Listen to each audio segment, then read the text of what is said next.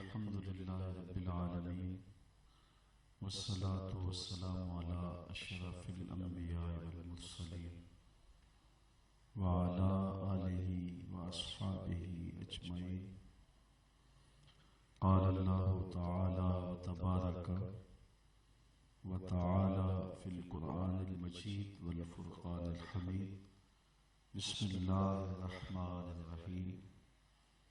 سبحان الذي أسرى بعبده ليلا من المسجد الحرام إلى المسجد الأقصى إلى المسجد الأقصى الذي باركنا حوله لنريه من آياتنا إنه هو السميع البصير.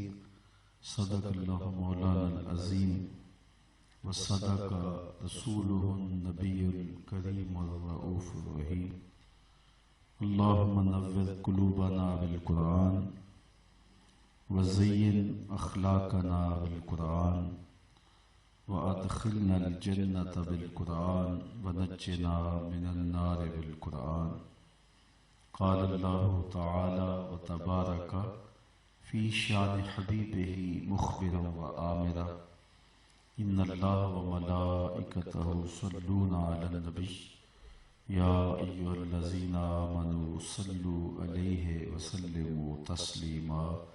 الصلاة والسلام عليك يا رسول الله وعلى آلك وأصحابك يا محبوب رب العالمين.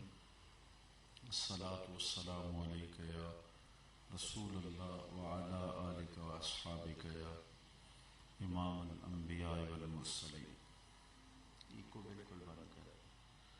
تمام حمد و ثنا، تعریف و توصیف اللہ جل مجدہ الکریم کی ذات بابرکات کے لیے، جو خالق کائنات بھی ہے اور مالک شش جہات بھی.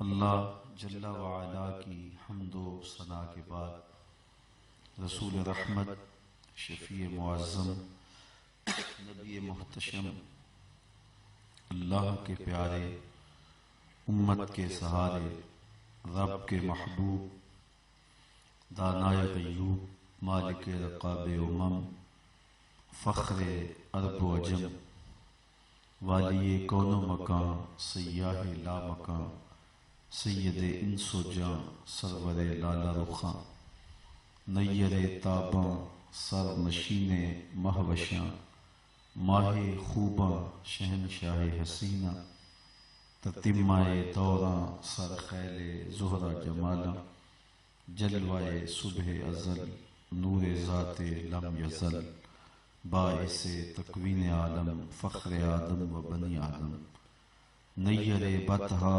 رازدار ما اوحا، شاہد ما طغا، صاحب علم نشرہ، معصوم آمنہ، احمد مجتبی، حضرت محمد مصطفیٰ صلی اللہ علیہ وآلہ وسلم کے حضور ناز میں اپنی عقیدتوں، ارادتوں اور محبتوں کا خراج پیش کرنے کے بعد آج کی اس درس قرآن کی نشست میں سورۃ الاسراء کی پہلی آیت، جسے آیت معراج بھی کہتے ہیں، تلاوت کرنے کا شرف حاصل کیا ہے، اور اس پر کچھ باتیں آپ کے سامنے رکھنا چاہوں گا. مجھے آپ کی بھرپور توجہ چاہیے ہوگی. اللہ تعالیٰ میری زبان پر کلمۃ الحق جاری فرمائے. سب سے پہلے تمہیداً یہ کلمات ہمیں سمجھ لینے چاہیے کہ معراج میرے اور آپ کے آقا و مولا حضور نبی رحمت صلی اللہ علیہ وآلہ وسلم کا دوسرا بڑا معجزہ ہے. سب سے بڑا معجزہ جو حضور کو عطا کیا گیا وہ معجزہ قرآن ہے. معجزہ ایسے خرق عادت امر کو کہتے ہیں جو عقل انسانی کو عاجز کر دے اور اس کی نظیر لانا ممکن نہ ہو. حضور علیہ السلام کو اللہ تعالیٰ نے بہت سارے معجزات عطا کیے ہیں. ابن حجر نے جو بیان کیے ان کی تعداد 1200 ہے. اس کے علاوہ بھی بہت سارے معجزات ہیں جو ہمارے تک پہنچے۔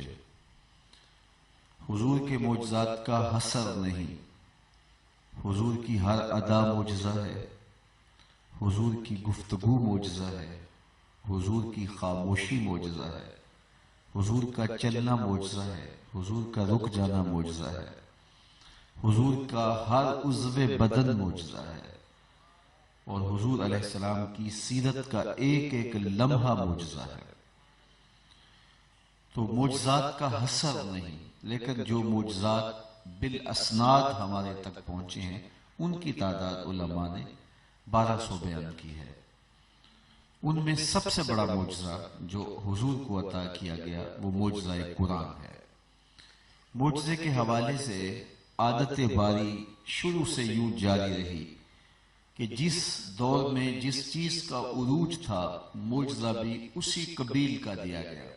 مثال کے طور پہ جب لوہے کی صنعت عروج پر تھی تو اللہ تعالیٰ نے حضرت داؤد علیہ السلام کو یہ معجزہ دیا کہ وہ لوہے کو ہاتھ میں لیتے تھے موم کی طرح نرم ہو جاتا تھا۔ چونکہ دور تھا آہن گری کا تو معجزہ بھی اسی طرح کا دیا گیا۔ جب جادوگروں کا طوطی بول رہا تھا اور ایک سے ایک بڑھ کر جادوگر اپنے فن کا لوہا منوا رہا تھا تو اللہ تعالیٰ نے حضرت موسیٰ علیہ السلام کو کرشماتی عصا دیا جو کبھی چھوٹا ہو جاتا ہے، کبھی بڑا ہو جاتا ہے، کبھی پتے جھاڑتے ہیں، کبھی بکریاں ہانکتے ہیں، رات کو روشنی دیتا ہے، ٹیک لگا کے کھڑے ہو جاتے ہیں، ضرورت پڑتی ہے تو اژدہا بن جاتا ہے، منوں ٹنوں پھینکی ہوئی رسیاں نگل لیتا ہے، سمٹتا ہے تو عصا کا عصا، قد وزن حجر نہیں بڑھتا۔ تو چونکہ دور تھا جادوگری کا، جو معجزہ دیا گیا وہ جادو کے فخر کو توڑ رہا ہے۔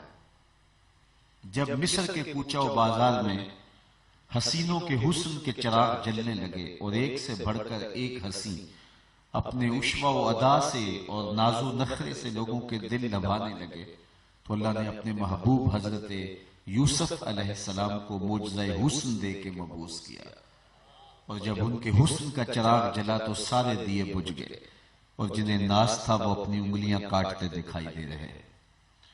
تو آپ تاریخ پڑھ لیں انبیاء کی اور ان کے ادوار کو دیکھ لیں، پھر ان کو دیے گئے معجزات کی فہرست دیکھیں، آپ کو ایسے ملے گا۔ جب جالینوس، حکیم افلاطون، حکیم بقراط اور سقراط نے طب یونانی میں وہ کمال حاصل کر دیا کہ ہر مرض کی تدبیر، تشخیص اور علاج معالجہ دریافت کر لیا، صرف 3 مرضوں کا طب یونانی میں علاج نہیں ہو سکا تھا۔ کوڑی کو جسم کو شفا نہیں دے سکتے تھے، نابینے کی آنکھوں میں جو مادہ زاد ہوتا تھا روشنی نہیں بھر سکتے تھے، تیسرا موت کا علاج نہیں تھا۔ تو جب طب کا جادو سر چڑھ کے بول رہا تھا، حضرت عیسیٰ آئے تو ان 3 مرضوں کا علاج لے کے آئے۔ وہ مردے کو ٹھوکر مارتے اٹھ کے باتیں کرنے لگ جاتا، نابینا کی آنکھ پہ انگلی رکھتے روشنی آ جاتی، کوڑی کے جسم پہ ہاتھ پھیرتے شفا ہو جاتی۔ تو انبیاء کی تاریخ آپ پڑھ لیں اور ان کو دیے گئے معجزات کو دیکھ لیں، پھر اس دور کو دیکھ لیں، آپ کو ایسے ملے گا کہ جس دور میں جس چیز کا عروج تھا معجزہ بھی اسی قبیل کا دیا گیا۔ جب میرے اور آپ کے آقا و مولا تشریف لائے تو یہ زبان و بیان کے عروج کا زمانہ تھا، گھر گھر شاعر اور ادیب پائے جاتے تھے، اور انہیں اپنی سخن وری پہ ناز تھا۔ تو جب سخن کا جادو سر چڑھ کے بول رہا تھا، اللہ نے اپنے محبوب کو سب سے بڑا معجزہ قرآن عطا کیا، اور پھر انہیں کہا لاؤ اس کی مثال ایک صورت ہی لا کے دکھاؤ۔ نہیں لا سکے، اگر لانا ممکن ہوتا تو بدر اور احد کی لڑائیاں نہ ہوتی۔ الاتقان فی علوم القرآن کے اندر امام سیوطی کہتے ہیں سیدھی سی بات تھی کہ وہ ایک 3 آیات پر مشتمل صورت لے آتے، لیکن ممکن ہی نہیں تھا۔ تیرے سامنے یوں ہیں دبے لچے فصحا عرب کے بڑے بڑے، کوئی جانے کے منہ میں زبان نہیں بلکہ جسم میں جان نہیں۔ کسی کے اندر ہمت ہی نہیں ہے کہ قرآن کی مثال لے آئے۔ تو یہ اصول جب طے ہو گیا کہ ہر دور میں جس چیز کا عروج ہوتا اس دور کے نبی کو معجزہ بھی اسی طرح کا دیا جاتا تاکہ اس دور کے فخر کو توڑے اور نبی کا تفوق ثابت ہو۔ میرے اور آپ کے آقا و مولا کا دور مختصر دور نہیں ہے کہ 10 50 سال 20 سال 40 سال پر مشتمل ہو، بلکہ قیامت تک دور میرے حضور کا دور ہے۔ تو صرف ایک زبان و بیان میں ہی عروج نہیں پانا تھا، مختلف ادوار میں مختلف چیزوں کا عروج ہونا تھا۔ تو اللہ تعالیٰ نے اپنے محبوب کو معجزات بھی کئی عطا کیے۔ پھر ہر دور کی اٹھان دیکھ لیجئے اور حضور کے معجزات کی فہرست دیکھ لیجئے، آپ کو ہر دور کے فخر کو حضور کا کوئی نہ کوئی معجزہ توڑتا ہوا دکھائی دے گا۔ یہ آپ کے پاس یہ جو کوبرا ہیلی کاپٹر ہے، اس میں یہ سسٹم لگا ہے کہ آپ میزائل داغ چکے ہیں، بعد میں پروگرام تبدیل ہو گیا تو آپ بٹن دبائیں ہدف تبدیل کر سکتے ہیں۔ آپ اس کو راستے میں توڑنا چاہتے ہیں تو توڑ سکتے ہیں، اس کا رخ موڑنا چاہتے ہیں تو موڑ سکتے ہیں۔ ہم تو یہ سنتے تھے کمان سے نکلا ہوا تیر واپس نہیں ہوتا، لیکن دور موجود میں یہ بڑے بڑے تیروں کے ہدف تبدیل ہوتے ہیں، رخ موڑے جاتے ہیں، راستے میں ان کو کرش کیا جا سکتا ہے۔ تو آئیے حضور کے معجزات کی فہرست بھی دیکھتے ہیں۔ حضرت عبداللہ ابن عباس رضی اللہ تعالیٰ عنہ فرماتے ہیں، ایک دیہاتی آیا، بدو آیا حضور کی خدمت میں اور عرض گزار ہوا، میں تو آپ کو اللہ کا نبی تب مانوں گا یہ سامنے والے درخت کا پکا ہوا پھل، یہ کھجور کا پکا ہوا پھل ٹوٹ کے آ کے آپ کی نبوت کی گواہی دے۔ حضور نے ارشاد فرمایا اگر یہ گواہی دے تو تم مان لو گے؟ اس نے کہا انکار کی گنجائش ہی نہیں ہوگی۔ حضور نے اشارہ کیا، وہ پھل ٹوٹا اور حضور کے قدموں میں آ گیا اور حضور کی رسالت کی گواہی دی۔ عربی کے لبوں پہ کلمہ جاری ہو گیا۔ اب وہ جو کھجوریں ٹوٹی تھی اس عربی کی جھولی میں ڈال دیتے تاکہ وہ اپنے خاندان قبیلے میں جا کے بانٹتا اور بتاتا کہ یہ معجزے سے توڑی ہوئی کھجوریں ہیں اور میرے مطالبے پہ توڑی گئی تھی، اور فخر کرتا۔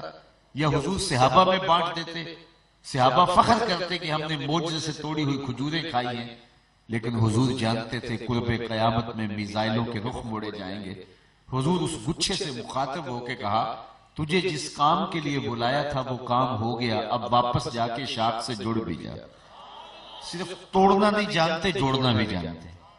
تو یہ بات ذہن میں رکھیں کہ ہر دور کی جو اٹھان ہے اس کو دیکھ لیں اور پھر حضور کے معجزات کی فہرست کو دیکھ لیں۔ ہر دور کا فخر حضور کا کوئی نہ کوئی معجزہ توڑتا ہوا آپ کو دکھائی دے گا، لیکن دو دور حضور کے انتہائی اہم ہیں، ایک جب حضور تشریف لائے اور ایک قرب قیامت کا دور۔ جب تشریف لائے تو زبان و بیان کا عروج تھا، قرآن دیا گیا۔ قرب قیامت میں سائنس کے عروج کا زمانہ ہونا ہے اور لوگوں نے چاند پر جانے کی بات کرنی تھی، اپالو 11 کے ذریعے مریخ پہ سفر کی تیاریاں ہونی تھی، پوری دنیا گلوبل ولیج بن جانی تھی، ایٹم کا کلیجہ شک ہونا تھا۔ تو اللہ تعالیٰ نے اپنے محبوب کو دوسرا بڑا معجزہ معراج عطا کیا کہ سائنسدان الٹی چھلانگیں بھی لگاتے رہیں، ان کا وہاں تخیل بھی نہیں پہنچ سکتا جہاں محمد عربی کے قدم پہنچ گئے۔ کوئی حد ہے ان کے عروج کی، بلغ العلاب کمال، ان بلندیوں تک پہنچے، ان رفعتوں تک پہنچے جہاں کسی کا تصور بھی نہیں پہنچ سکتا، کسی کا تخیل بھی نہیں پہنچ سکتا۔ اعلی حضرت بولے خرد سے کہہ دو کہ سر جھکا لے، خرد سے کہہ دو کہ سر جھکا لے، گمان سے گزرے گزرنے والے، یا خود پڑے ہیں جہت کو لالے، کوئی کیا بتائے کدھر گئے تھے، سراغ عین و متا کہاں تھا، نشان کیف و الا کہاں تھا، نہ کوئی ساتھی نہ کوئی راہی، نہ سنگ منزل نہ مرحلے تھے، کمان امکان کے جھوٹے نقطوں تم اول آخر کے پھیر میں ہو، محیط کی چال سے پوچھو کدھر سے آئے کدھر گئے تھے، کوئی حد ہے ان کے عروج کی، بلغ العلاب کمال۔ تو وہ رفتیں حضور کو نصیب ہوئیں اور وہ عروج اور باقپن نصیب ہوا تو وہ کائنات میں کسی اور کا مقصود نہیں ہوا۔ تو سائنسی عروج اور باقپن کا توڑ حضور علیہ السلام کا معراج ہے۔ اور پھر اگر آپ اس آیت کریمہ پہ، یہ جو آیت معراج ہے جو میں نے تلاوت کی ہے، اس پہ غور کر رہے ہیں تو یہ بالکل سائنس کے جو سوال ہیں ان کے جواب میں ایک آیت میں سارے جواب ہیں۔ یہ آنا جانا، سیر، سیاحت، سفر، یہ ہمارا روزمرہ ہے، لیکن فلسفے کی زبان میں، سائنس کی زبان میں اسے حرکت کہا جاتا ہے۔ ہم کہتے ہیں کہ ہم نے سفر کیا، ہم گئے، ہم آئے، لیکن سائنس کہتی ہے حرکت ہوئی ہے۔ تو جب وہ کہتی ہے حرکت ہوئی ہے تو وہ سوال قائم کرتی ہے کہ حرکت کس نے دی، حرکت کس کو دی، حرکت کب دی، حرکت کیوں دی، حرکت کہاں سے دی، حرکت کہاں تک دی۔ یہ سارے سوال ہیں۔ یعنی محرک کون ہے، متحرک کون ہے، مبدأ حرکت کیا ہے، منتہا حرکت کیا ہے، اور زمان حرکت کیا ہے، وجہ حرکت کیا ہے۔ یہ 6 سوال ہے سائنس کے کہ حرکت کس نے کی، حرکت کس نے دی، حرکت کب ہوئی، حرکت کیوں ہوئی، حرکت کہاں سے ہوئی، حرکت کہاں تک ہوئی۔ یہ 6 سوال ہے۔ اب اس ایک آیت کو پڑھ لیجئے، 6 سوالوں کے جواب۔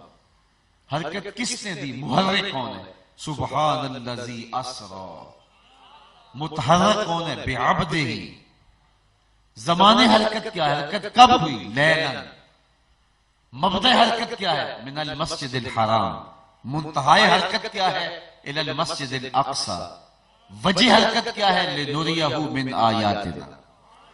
تو ایک آیت کے اندر ان 6 سوالوں کا جواب موجود ہے۔ پھر فلسفہ حرکت کی 2 قسمیں کرتا ہے۔ ہماری سائنس میں حرکت بالذات اور حرکت بالعرض، ذاتی حرکت اور عرضی حرکت۔ بالعرض کسی کی وجہ سے حرکت ہو رہی ہے، جس طرح کوئی بندہ کشتی میں بیٹھا ہے، گاڑی میں بیٹھا ہے، جہاز میں بیٹھا ہے، تو اصل حرکت بالذات جہاز کی ہے، کشتی کی ہے، گاڑی کی ہے، اور جو بیٹھا ہے وہ آرام سے بیٹھا ہے، لیکن وہ بھی بالعرض حرکت میں ہے۔ جس رفتار کے ساتھ کشتی منزل تک پہنچے گی اسی رفتار کے ساتھ وہ بھی پہنچے گا، جبکہ وہ بیٹھا آرام سے ہے۔ اب یہ جو حرکت ہے معراج کی، یہ بالذات تھی یا بالعرض تھی؟ علماء کہتے ہیں یہ بالذات اور بالعرض دونوں کا مجموعہ ہے۔ کہیں بالذات ہوئی ہے، کہیں بالعرض ہوئی ہے۔ مسجد حرام سے لے کے مسجد اقصی تک حضور علیہ السلام اپنی رفتار سے نہیں گئے، حضور براق پہ گئے۔ مسجد اقصی سے لے کر پہلے آسمان تک نور کی ایک سیڑھی تھی جس پر حضور تشریف لے گئے، اور معراج عربی میں سیڑھی کو کہتے ہیں، اس میں آلہ ہے، آلہ عروج، اوپر چڑھنے کا ذریعہ، تو وہ ایک نورانی سیڑھی تھی جس پہ تشریف لے گئے۔ پہلے آسمان سے لے کر 7ویں آسمان تک فرشتوں کے پروں پہ گئے، یہ تیسرا مرحلہ ہے۔ 7ویں آسمان سے سدرہ تک جبریل کے پروں پہ گئے، یہ چوتھا مرحلہ ہے۔ اور پھر وہاں سے لے کے سدرہ سے لے کے نہ جانے کہاں تک رف ایک سبز نوری تخت آیا جس پر حضور تشریف فرما ہوئے۔ یہ 5 مراحل تھے سیر بالعرض کے۔ یہ حضور کی اپنی رفتار نہیں ہے، حضور کسی کی رفتار سے جا رہے ہیں۔ اور پہلا مرحلہ اتنا سری تھا، دوسرا اس سے زیادہ سری تھا، تیسرا اس سے زیادہ سری تھا، اور اس طرح پھر سورت بڑھتی چلی گئی۔ اور پہلا مرحلہ کتنا سری تھا، براق کی جہاں نظر جاتی تھی وہاں اس کا قدم جاتا تھا۔ میرے 5-6 فٹ کے وجود میں، آپ کے 5-6 فٹ کے وجود میں صرف 2 آنکھیں نور ہیں، اور وہ بھی ساری نور نہیں ہیں۔ آنکھوں میں 2 سیاہ دائرے ہیں، وہ بھی سارے نور نہیں ہیں۔ 2 سیاہ دائروں میں 2 نقطے ہیں، ان میں صرف روشنی ہے، اور ہم نظر اٹھاتے ہیں تو تیسرے آسمان کے ستارے بھی دیکھتے ہیں۔ 6 فٹ کے وجود میں 2 نورانی نقطوں میں اتنی روشنی ہے، اور جو پاؤں کے کھروں سے لے کے سر کی چوٹی تک نور تھا، اس براق کی نگاہوں کا عالم کیا ہوگا۔ اور جہاں اس کی نظر جاتی تھی وہاں اس کا قدم جاتا تھا، اور حضور اس کے اوپر سوار ہے۔ اتنی سرعت کے ساتھ وہ پرواز کر رہا تھا، 1000 کلومیٹر فی گھنٹے کی رفتار سے یہ جہاز چلے تو کوئی شخص اس کی ننگی پشت کے اوپر بیٹھ سکتا ہے؟ پرخچے اڑ جائے، آگ لگ جائے، ہوا کی مزاحمت گوارا نہ ہو۔ رفتار کتنی ہے، 1000 کلومیٹر فی گھنٹہ، 2000 کلومیٹر فی گھنٹہ، تو کوئی اس کے اوپر جو ہے وہ پشت کے اوپر بیٹھ کے سفر نہیں کر سکتا، ہوا کی مزاحمت گوارا نہ ہو۔ اور جو کروڑوں میل فی سیکنڈ کی رفتار سے جا رہا ہے، اس کی ننگی پشت پہ بیٹھ کے سواری کرنے والے شاہ سوار کی عظمت کو سلام کرنے کو جی نہیں چاہ رہا۔ اتنی سرعت کے ساتھ حضور گئے۔ اچھا، پھر اتنی سرعت کے ساتھ جاتے ہوئے راستے میں جو مناظر آئے حضور نے ان کو دیکھا بھی اور پہچانا بھی، جبکہ اتنی سرعت کے ساتھ کوئی چلے تو کوئی قریب سے بھی گزر جائے تو اس کو پہچان نہیں پاتا۔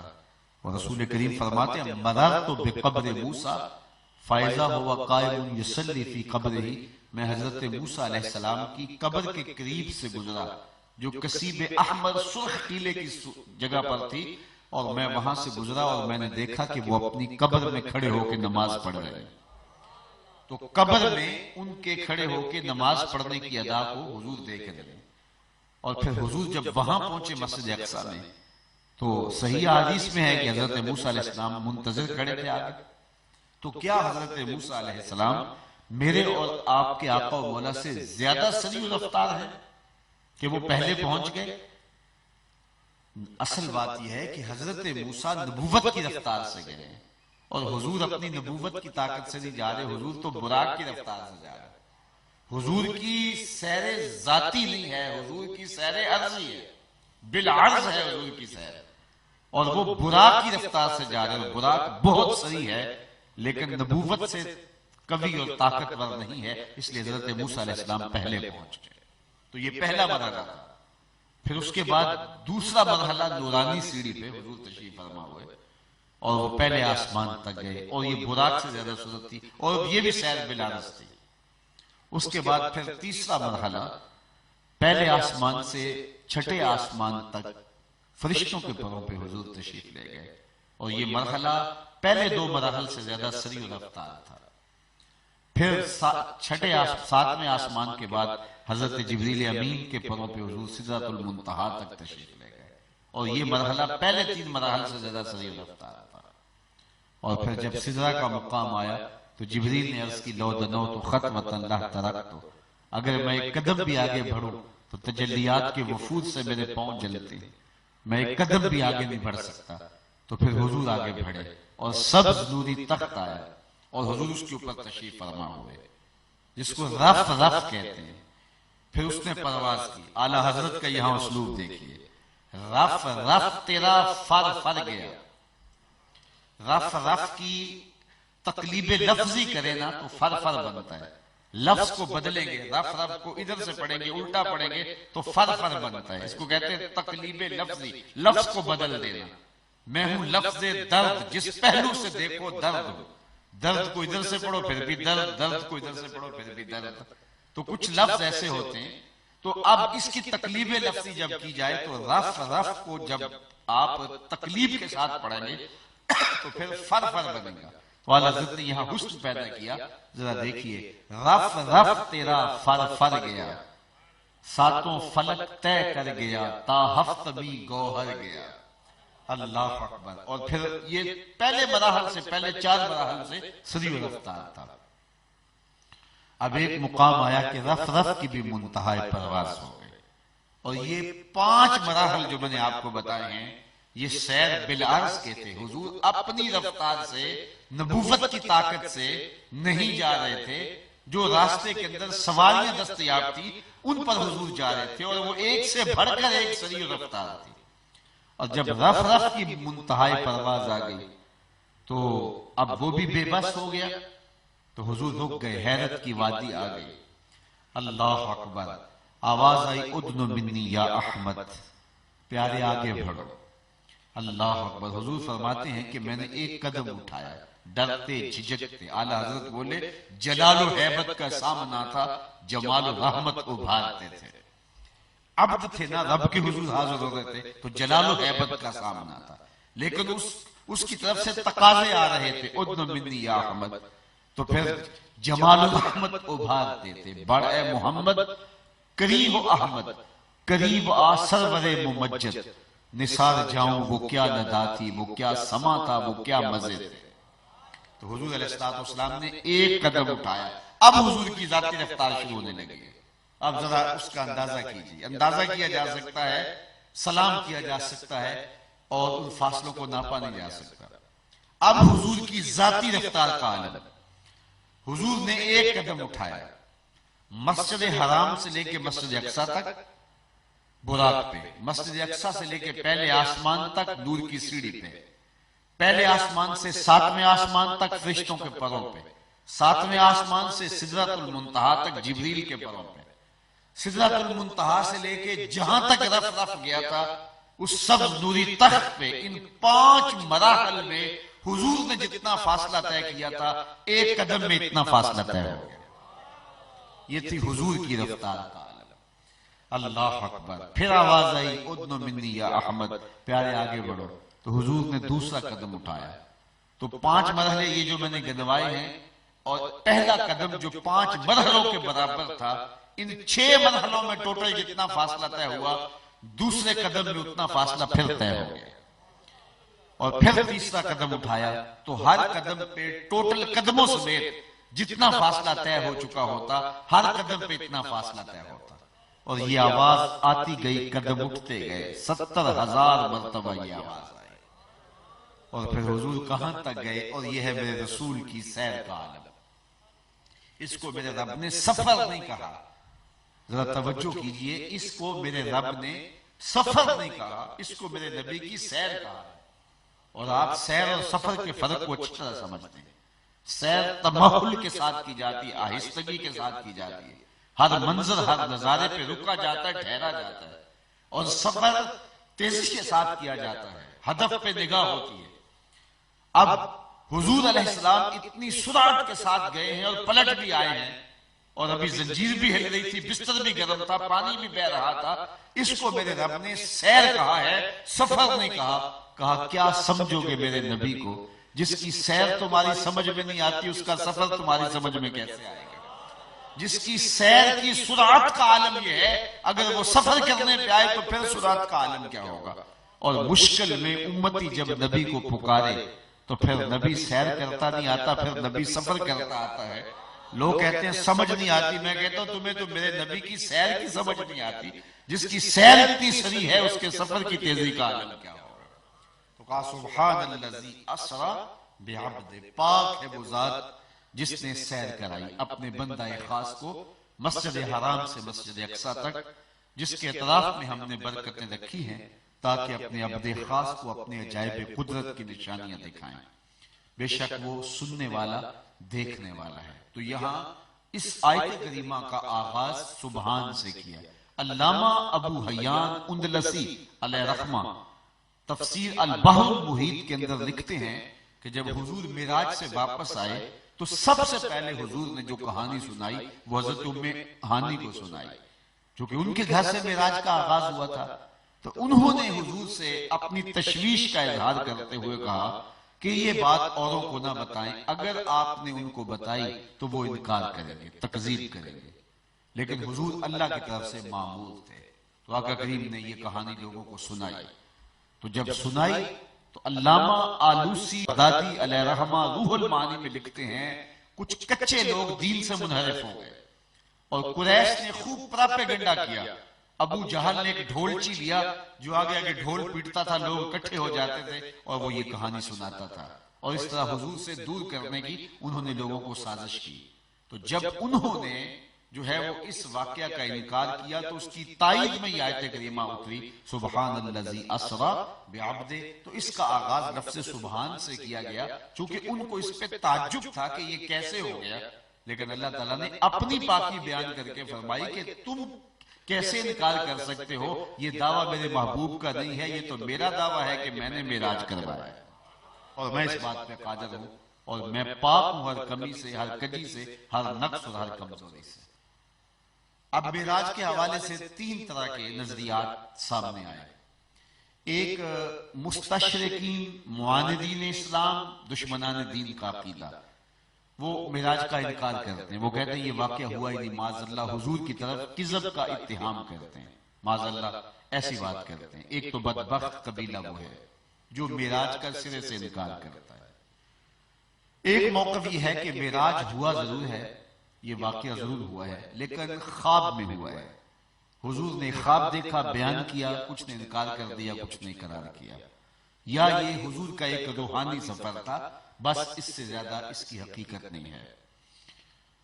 جمہور کا موقف یہ ہے کہ معراج حضور علیہ السلام کا جسمانی سفر ہے، مسجد حرام سے مسجد اقصی تک، پھر وہاں سے جہاں تک خدا نے چاہا، حضور جسم و روح کے ساتھ تشریف لے گئے اور سر کی آنکھوں سے رب کا دیدار کیا، اور یہ جمہور کا مسلک ہے۔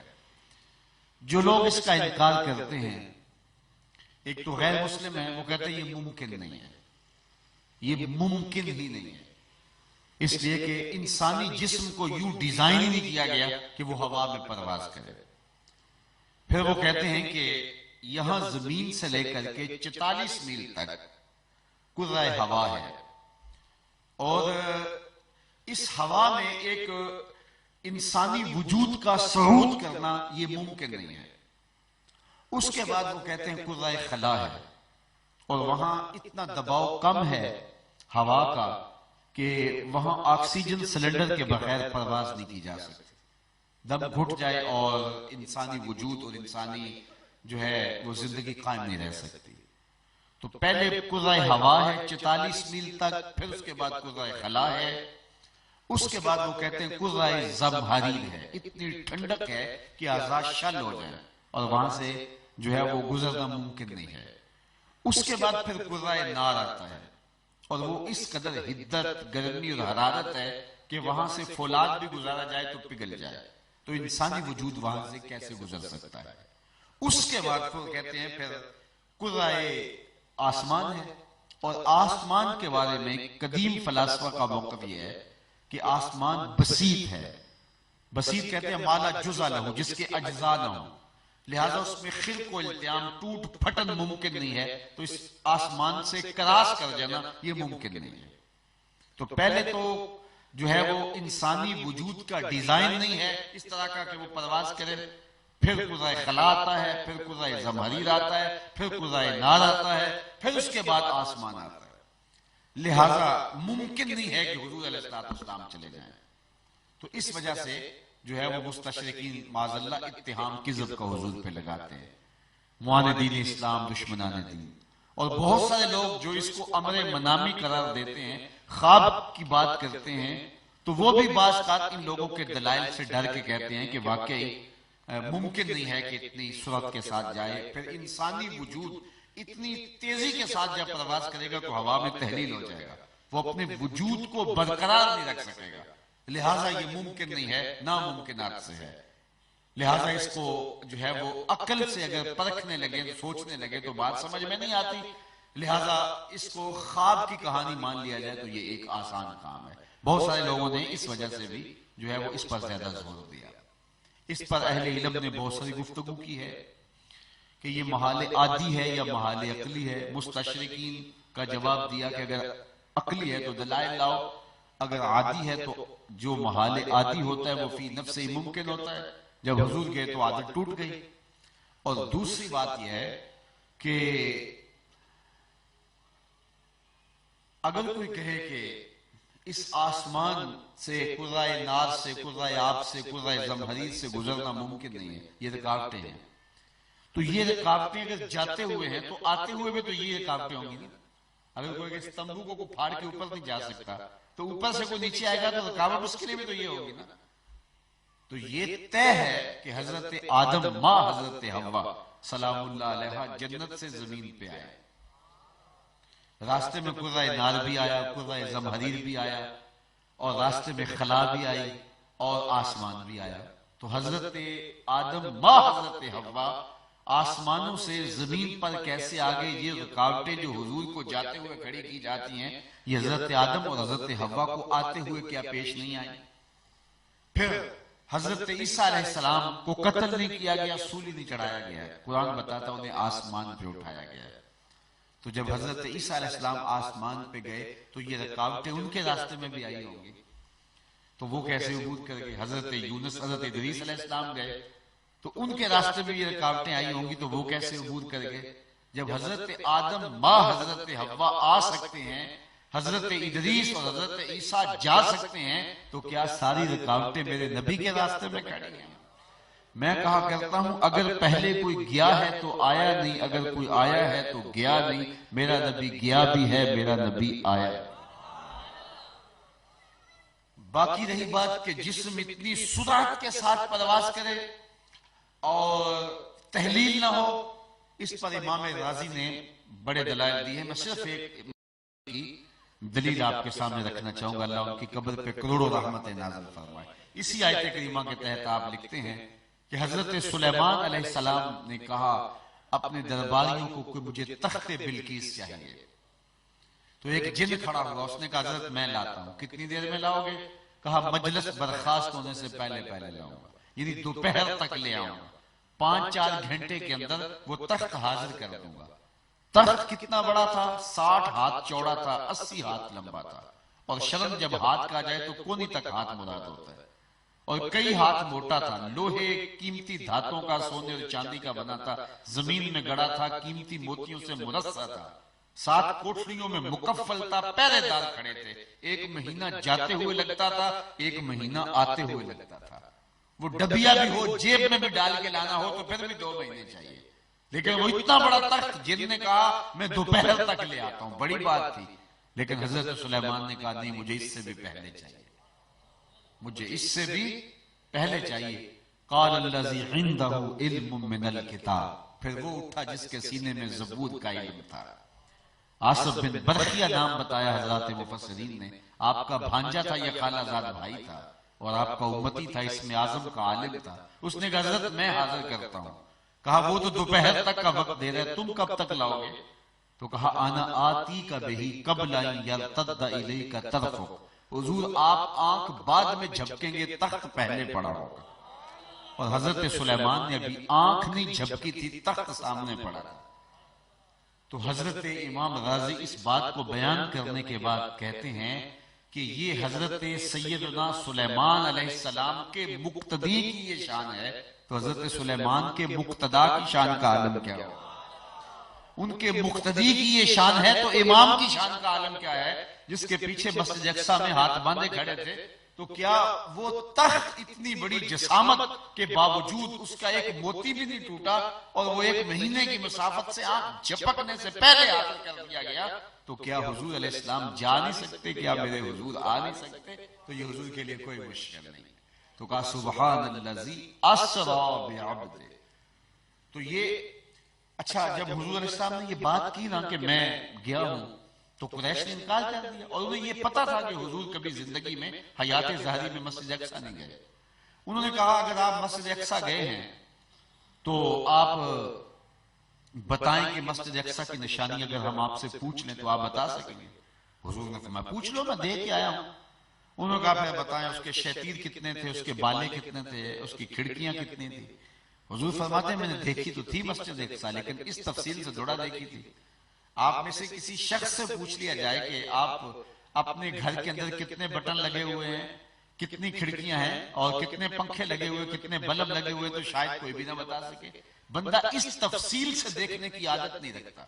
حضور فرماتے ہیں میں نے دیکھا تھا مسجد اقصی کو، لیکن انہیں سوال اس طرح کے شروع کر دیے کہ میں ایک لمحے کے لیے پریشان ہوا، لیکن پھر میرے رب نے میرے لیے مسجد اقصی یوں کر دی جس طرح میرے چچا ابو طالب کا گھر ہوتا ہے، اور میں دیکھتا جاتا تھا اور بتاتا چلا جاتا تھا۔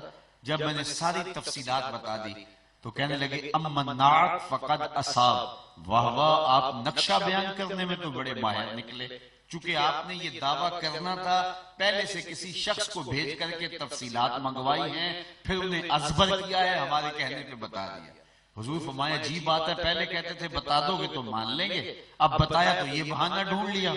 کہنے لگے ہمارے کچھ قافلے گئے ہوئے ہیں، اور وہ شام کی طرف جو ہے وہ تجارتی قافلے ہیں، اور آپ اگر گئے ہیں مسجد اقصی میں تو اسی راستے سے گئے ہوں گے، تو آپ اگر ان قافلوں کے بارے میں تفصیلات بتا سکیں تو پھر ہم یہ گمان نہیں کر سکتے کہ کسی سے یہ تفصیلات منگوائی ہیں، کیونکہ وہ تو تازہ ہوں گی۔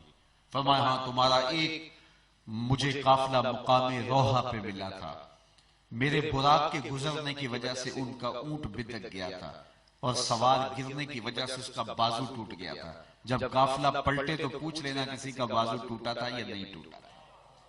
انہوں نے کہا صحیح آیا، یہ ایک نشانی ہوگی۔ فرمایا تمہارا فلاں قافلہ مجھے فلاں جگہ میں ملا تھا، تفصیلات بتائی، اور ایک قافلے کے بارے فرمایا کہ وہ تو بالکل مکہ المکرمہ کے قریب آ گیا ہے، اور اس کی نشانی یہ ہے کہ بھورے رنگ کے 2 اونٹ آگے آگے چل رہے ہیں جن پر دھاری دار بوریاں لدی ہوئی ہیں، اور وہ سورج غروب ہوتے ہی مکہ المکرمہ میں داخل ہو جائے گا۔ انہوں نے کہا یہ تو تلی پہ سرسوں جمانے والی بات ہے۔ وہ پہاڑ پہ چڑھ گئے اور قافلے کا انتظار کرنے لگے۔ ادھر سورج درد غروب سے زرد ہوا جا رہا تھا اور ابھی تک قافلے کے آثار دکھائی نہیں دے رہے تھے۔ کافروں کے دل اچھلنے لگے خوشی سے کہ ہم ساری زندگی بہانے ڈھونڈتے رہے تکذیب کرنے کے، تو چلو یہ بہانہ ہاتھ آ جائے گا تو تکذیب کریں گے۔ اہل ایمان بڑے دکھی ہوئے، کوئی دھوڑا دھوڑا حضور کے پاس آیا۔ حضور سورج اپنی کرنیں لپیٹ رہا ہے اور ابھی تک قافلے کے آثار دکھائی نہیں دیے۔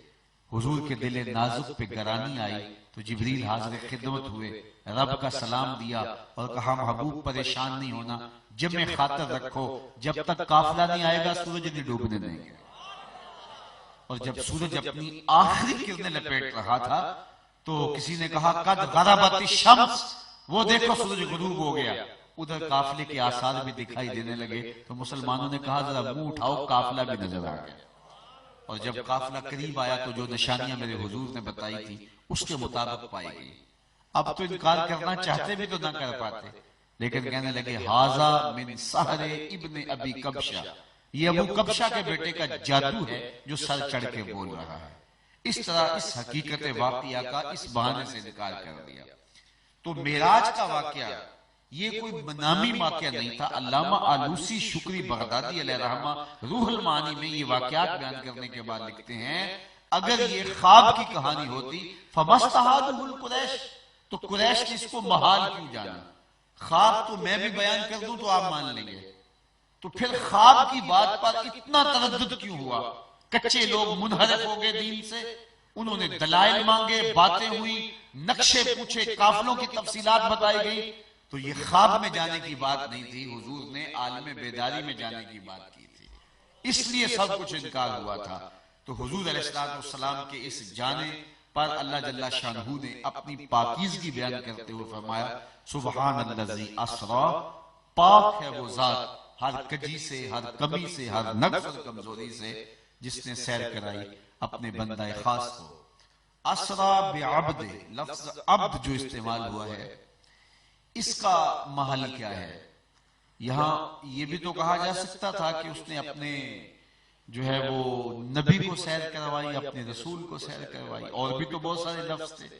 علماء نے اس پر بڑی باتیں بیان کی ہیں، میں ایک دو باتیں بیان کر کے اپنی گفتگو کو سمیٹتا ہوں۔ فرماتے ہیں پہلی بات تو یہ ہے کہ حضرت عیسیٰ علیہ السلام پہلے آسمان پہ اٹھائے گئے اور ان کے آسمان پر اٹھانے کی وجہ سے نصارہ کو وہم لگ گیا کہ جو آسمان پر اٹھا لیا گیا وہ عبد نہیں معبود ہے، اور انہوں نے اقانیم ثلاثہ کا عقیدہ گھڑا، یعنی ان کے نزدیک الہ ذات واحد کا نام نہیں ہے، تین ذوات کے مجموعے کو الہ کہتے ہیں، سیدہ مریم سلام اللہ علیہا، حضرت عیسیٰ اور ذات باری تعالیٰ۔ تو انہوں نے کہا جو آسمان پر اٹھا لیا گیا وہ الہ ہو سکتا ہے، عبد نہیں ہو سکتا۔ تو حضور تو وہاں تک گئے ہیں جہاں کسی کا خیال بھی نہیں جا سکتا، اس لیے عبد سے حضور علیہ السلام کا تعارف کروایا تاکہ امت گمراہی سے بچ جائے کہ ان بلندیوں پہ پہنچ کے عبد پھر بھی عبد ہی رہا۔ اور دوسری بات یہ ہے حضور کی مختلف حیثیتیں ہیں، حضور نبی بھی ہیں، رسول بھی ہیں اور عبد بھی ہیں۔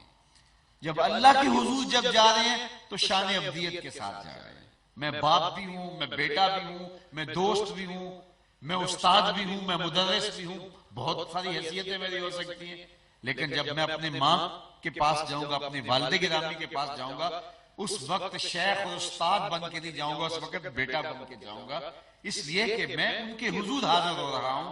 رب کے حضور جب حاضر ہو رہے تھے حضور تو عبد کی شان کے ساتھ جا رہے تھے۔ تیسری بات بڑی دلچسپ ہے اور وہ ملا جیون علیہ رحمہ نے تفسیرات احمدیہ میں لکھی ہے، اگر آپ کی توجہ ہو، وہ فرماتے ہیں کہ یہ لفظ حضور کا خود پسند فرمودہ ہے۔ جو عبد کا لفظ حضور کے لیے استعمال ہوا یہ حضور کا اپنا پسند کیا ہوا لفظ ہے۔ وہ کس طرح کہ جب قرب خاص میں پہنچے اور اللہ نے اپنے محبوب کو بہت کچھ عطا کیا، 70,000 اسرار تھے، 70,000 رموز، 70,000 حکایات حضور کی جھولی میں ڈالی، اور بہت کچھ عطا کرنے کے بعد پھر خود کہا بیما اشرفک یا احمد، اے پیارے بتا تجھے کس چیز سے نوازوں۔ خود دے کے پھر محبوب کو پوچھا کہ محبوب تو اپنی چاہت بھی بتا کہ تجھے کیا چیز عطا کرو۔ کسی شخص کے انتخاب سے اس کے ظرف کا پتہ چلتا ہے کہ وہ کہاں کھڑا ہے۔ آپ مجھے اختیار دے دیں کہ مانگ لو کیا مانگتے ہیں۔ میں اگر دولت مانگ لوں گا آپ کہیں گے بھوکا شخص ہے۔ میں اگر جو ہے وہ کہوں گا کہ مجھے پروٹوکول دو، نعرے لگاؤ، آپ کے شہرت کا طالب ہے۔ تو جو میں مانگوں گا اس سے آپ کو پتہ چلے گا کہ میرا ظرف کہاں ہے، میں کھڑا کہاں ہوں۔ وہ کیا کسی نے کہا تھا نا، میرے سوال کی عظمت تو دیکھ اے ساقی، میرے سوال کی عظمت تو دیکھ اے ساقی، جام نہ دے حسن طلب کی داد تو دے۔ تو کسی شخص کے سوال سے اس کے ظرف کا پتہ چلتا ہے۔ آپ ذرا دیکھیے اور حضور کے ظرف کو سلام کیجئے۔ جب قرب خاص میں پہنچے، اللہ نے اپنے محبوب کی جھولی میں اسرار، رموز، حکایات بہت کچھ ڈالا، اور ڈال کر کے کہا محبوب یہ تو سب کچھ میں نے عطا کیا، اب تو اپنی چاہت بھی بتا، بما اشرفک یا احمد، اے پیارے تجھے کس چیز سے نوازوں۔ تو حضور نے اللہ سے کیا مانگا؟ اللہ اکبر۔ حضور نے اللہ کی بارگاہ میں عرض کی بنسبتی الیک شرفنی بالعبودیہ، مالک ساری زندگی میں کہتا رہا ہوں تو میرا رب ہے، طائف کے بازاروں میں کہا کہ تو میرا رب ہے، مکے کی گلیوں میں کہا کہ تو میرا رب ہے، برستے پتھروں میں کہا کہ تو میرا رب ہے، سین حرم میں کہا، عکاظ کے میلے میں کہا، ذی المجاز کی منڈی میں کہا، میں نے ہر جگہ پہ پیشانی رکھ کے کہا کہ مالک تو میرا رب ہے۔ آج تو بھی تو کہہ دے کہ تو میرا بندہ ہے، مجھے عبد کہہ کے پکارا دے۔ تو اللہ تعالیٰ نے جب بھی پھر واقعہ معراج کی حکایت کی، لفظ عبد سے کی، سبحان الذی اسریٰ بعبدہ۔ وہاں سورہ نجم میں چلے جائیں، وہاں بھی فرمایا فَأَوْحَىٰ إِلَىٰ عَبْدِهِ مَا أَوْحَىٰ، پھر اس نے اپنے بندے کو وحی کی جو کی۔ تو وہاں بھی عبد کے لفظ سے تعبیر کیا، تو تعبیر کیا ملا جیون علیہ رحمہ تفسیرات احمدیہ کے اندر اس آیت کریمہ کے تحت لکھتے ہیں یہ حضور کا پسند فرمودہ ہے، اور عبدیت سب سے بندے کے لیے بڑا مقام ہے۔ حضور غوث اعظم فرماتے ہیں کہ عبدیت سے بڑھ کر بندے کے لیے آگے کوئی قرب کا مقام ہی نہیں ہے، اور عبدیت کا اظہار عملاً سجدے سے ہوتا ہے۔ اور معراج کی رات اللہ تعالیٰ نے اپنے محبوب کو پھر عبدیت کے لیے جو ہے وہ 50 نمازوں کا تحفہ بھی دیا، جو سمٹ کے 5 نمازوں کی صورت میں آج امت کے پاس موجود ہے۔ اور اقبال بولا متائے بے بہا ہے درد و سوز آرزو مندی، مقام بندگی دے کر نہ لو شان خدا بندی۔ تو یہ عبدیت کا وہ مقام ہے جو حضور علیہ السلام نے خود اللہ سے مانگ کر لیا۔ لیلا من المسجد الحرام الى المسجد الاقصی، رات کے مختصر حصے میں لیلن کے اوپر جو تنوین ہے یہ تقلیل وقت کے لیے ہے، اگرچہ اسرا بھی رات کی سیر کو کہتے ہیں، لیکن لیلن کی تاکید لفظی لگا کر کے اور اس کی تقلیل کو بیان کر کے یہ بیان کرنا مقصود تھا کہ ساری رات بھی نہیں لگی، رات کا ایک قلیل حصہ لگا اور حضور علیہ السلام معراج کر کے واپس پلٹ بھی آئے۔ یہاں مسجد حرام سے مسجد اقصی تک کی سیر بیان کی گئی ہے، اور سورہ النجم کے اندر پھر آگے کے سفر کو بیان کیا گیا ہے۔ تو کہا مسجد حرام سے لے کے مسجد اقصی تک، وہ مسجد اقصی جس کے اطراف میں ہم نے برکتیں رکھی ہیں۔ ہر مسجد کے اندر تو برکت ہوتی ہی ہوتی ہے، کوئی مسجد ایسی نہیں ہے جس کے اندر برکت نہ ہو، لیکن مسجد کے باہر بھی برکت ہو تو یہ کوئی لازمی نہیں ہے کہ باہر بھی برکت ہو۔ یہ لاہور کی شاہی مسجد ہے، اس کے ارد گرد شاہی محلہ ہے، اور دنیا جانتی ہے کہ وہ کس طرز کا ہے۔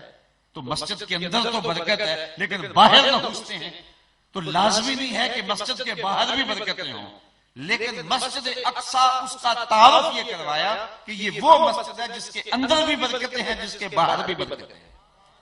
اندر کی برکتیں تو بچہ جانتا ہے کہ مسجد کا ہونا ہی برکت کا ظرف ہے، لیکن یہ باہر کی برکتیں کیا ہیں جن کو خاص طور پہ ہائی لائٹ کیا گیا، خاص طور پہ بیان کیا گیا۔ تو کہا علماء تفسیر نے کہ مسجد اقصی کے اطراف میں نبیوں کی قبریں ہیں، اور جہاں نبی کی قبر ہوتی ہے وہاں برکتوں کا نزول ہوتا ہے۔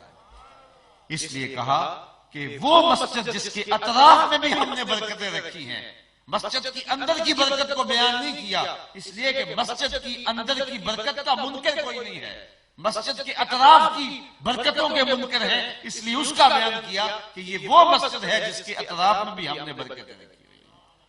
یہ معراج کروایا کیوں؟ لِنُرِيَهُ مِنْ آیاتنا، تاکہ ہم اپنے بندے کو اپنے عجائب قدرت کی نشانیاں دکھائیں۔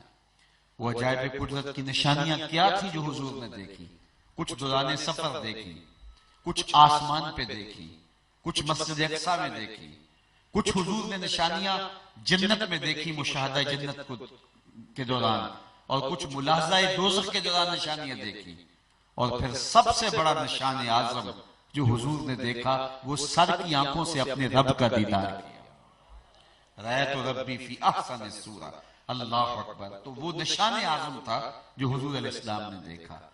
وہ نشانیاں اللہ اکبر جو حضور علیہ السلام نے دیکھی اور اللہ تعالیٰ کی طرف سے جو محبوب علیہ السلام تک پہنچی، اور پھر امت کی بخشش اور مغفرت کی ضمانت ہمارے تک آئی، اور آقا کریم علیہ السلام کی گود میں 50 نمازوں کا تحفہ ڈال دیا گیا، اور حضرت موسیٰ علیہ السلام نے کہا کہ انی بلوت بنی اسرائیل، میں امت کا تجربہ رکھتا ہوں، یہ 50 نمازیں نہیں پڑھ سکیں گے، اللہ کی بارگاہ میں تخفیف کی درخواست کیجیے۔ تو حضرت موسیٰ علیہ السلام کے کہنے پہ حضور اللہ کی بارگاہ میں حاضر خدمت ہوئے، 5 نمازوں کی معافی ملی۔ انہوں نے پھر کہا کہ نہیں، یہ اتنی بھی نہیں پڑھ سکیں گے، 45 بھی زیادہ ہیں۔ پھر گئے، پھر آئے، حتیٰ کہ 5 نمازیں رہ گئی۔ حضرت موسیٰ عرض گزار ہوئے کہ حضرت ایک بار اور جائیے، لیکن فرمایا مجھے رب سے حیا آتی ہے۔ امت سے توقع کی کہ میری امت اتنی نکمی نہیں ہے کہ 5 بھی نہیں پڑھے گی۔ اب یہ امت کے لیے وہ خاص تحفہ ہے جو معراج کی رات حضور لے کر کے آئے ہیں۔ اچھا، یہاں ایک سوال کھڑا ہوتا ہے، وہ یہ کہ اللہ کا قانون ہے لا تبدیل لکلمات اللہ، اس کی باتیں تبدیل نہیں ہوتی، اور یہاں بظاہر 9 مرتبہ تبدیلی آئی، تو پھر کیا اس کا جواب ہوگا؟ علماء کہتے ہیں اس کی باتیں واقعی تبدیل نہیں ہوتی۔ اس نے ایک اور ضابطہ دیا، من جاء بالحسنۃ فلہ عشر امثالھا، جو ایک نیکی کرے گا 10 کا ثواب دیں گے، پڑھو گے 5 ثواب 50 کا ہی دیں گے، اس لیے کہ اللہ کی باتیں تبدیل نہیں ہوتی۔ اب یہ نماز جو ہے یہ معراج کا خاص تحفہ ہے، اور مومنین کے لیے یہ معراج ہے، اور بندے کو سب سے زیادہ قربت جو ملتی ہے وہ سجدے میں نصیب ہوتی ہے۔ اقصی غایت التذلل والخشوع، سب سے زیادہ بندہ خشوع اور عجز کے پیرائے میں یہاں ہوتا ہے، اور سب سے زیادہ بارگاہ الہی میں قرب کی منزل یہ ہے کہ بندہ پیشانی سجدے میں رکھ کے کہ حضور سجدہ ریز ہوتا ہے۔ نماز حضور کی آنکھوں کی ٹھنڈک، اور آقا کریم علیہ السلام جب حضرت بلال کو اذان کا کہتے تو یہ کہنے کی بجائے اذن یا بلال، بلال اذان دو، یہ کہتے ارحنا یا بلال، بلال اٹھو تو ہمارے دلوں کو راحت پہنچا دو، ہمارے قلب کو راحت پہنچا دو۔ تو یہ حضور علیہ السلام کے قلب کی ٹھنڈک اور دل کا قرار اور روح کی تسکین ہے۔ میں اور آپ دیکھیں کہ ہمارے ماحول میں نماز 5 گانا کا اہتمام ہے تو اللہ کا شکر ادا کریں۔ وہ ماحول ہمارے گھر کی 4 دیواری سے شروع ہو کر کے ہمارے حلقہ اثر تک پھیلتا ہے، اور ہم نے یہ دین کی وہ بنیاد ہے جس سے دین کا پھیلاؤ اور دین کا فروغ ہوتا ہے، اور قرآن و حدیث میں تقریباً 750 مرتبہ تاکیدی حکم نماز کا ہے۔ کسی بھی عمل کا اتنا تاکیدی حکم نہیں آیا جتنا حکم نماز کا آیا ہے، اور اس شخص سے بڑا بدبخت کون ہوگا جس کو اللہ کے حضور سجدہ ریزی کی توفیق نہیں ہوگی۔ جب صبح کا وقت ہوتا ہے تو چڑیاں بھی رب کی تسبیح بول رہی ہوتی ہیں، حشرات الارض بھی بلوں سے سر نکال کے رب کی پاکی بول رہے ہوتے ہیں، اور وہ کتنا بد نصیب گھرانہ ہے جس گھر سے صبح کے وقت خراٹوں کی آوازیں آ رہی ہوتی ہیں، اور وہ کتنا خوش نصیب گھرانہ ہے جس میں مرد حضرات مسجد کا رخ کر رہے ہوتے ہیں اور بیٹیاں مصلے بچھا رہی ہوتی ہیں، اور اللہ کی کتنی رحمتیں اس گھر کے اوپر اترتی ہیں اور کتنی کرم نوازیاں اترتی ہیں۔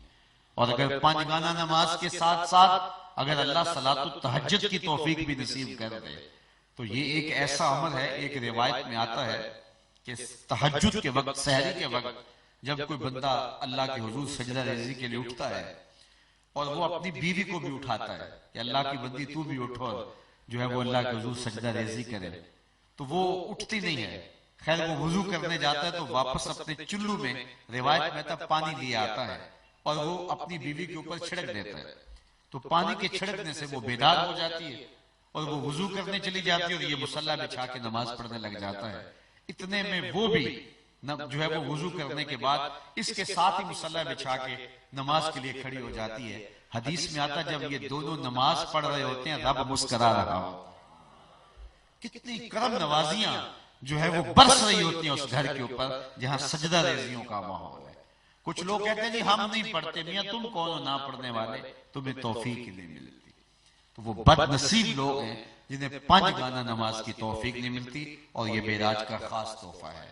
معراج النبی کے حوالے سے یہ چونکہ وقت اتنا نہیں تھا کہ تفصیلات عرض کی جاتی، کل دوبارہ انشاءاللہ العزیز